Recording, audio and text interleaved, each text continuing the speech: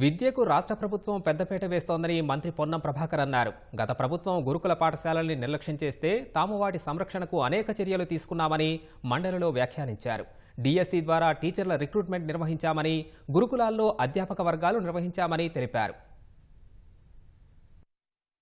Integrated గురుకులాలు ఒక్కొక్క గురుకుల ఈక్వల్ టు 4 గురుకులాలు ఒకే దగ్గర సమీకృతంగా చేసి అటువంటి 54 గురుకులాలు మొదటి సంవత్సరంలో శాంక్షన్ చేసుకున్నాం. బిల్డింగ్లు కట్టడానికి అధ్యక్ష 54x4 216 స్కూళ్లకు సంబంధించి మేము ఫౌండేషన్ వేసుకున్నాం అధ్యక్ష. వాటి నిధులు కూడా కేటాయించడం 5,000 రూపాయల కోట్లు కేటాయించుకోవడం జరిగింది అధ్యక్ష. మా ప్రభుత్వం రాగానే ప్రభుత్వ పాఠశాలలకు సంబంధించి రాష్ట్రంలో ఉన్నటువంటి 25,000 పైన పాఠశాలలకు 1,100 రూపాయల కోట్ల కేటాయించి అమ్మ ఆదర్శ పాఠశాలల కింద మౌలిక సదుపాయాలు కలిగేసినాం అధ్యక్ష. టీచర్లలో అసహనం ఉంది. 10 సంవత్సరాలుగా ప్రమోషన్లు రాలే, ట్రాన్స్ఫర్లు కాలే అనేటువంటి కారణం మీద వాళ్లకు ప్రమోషన్లు ఇచ్చి ట్రాన్స్ఫర్లు చేసి ఒక పెద్ద సదస్సు నిర్వహించి టీచర్ల రిక్రూట్మెంట్ చేసినాం. డిఎస్సి ద్వారా టీచర్ల రిక్రూట్మెంట్ కూడా నిర్వహించడం జరిగింది అధ్యక్ష.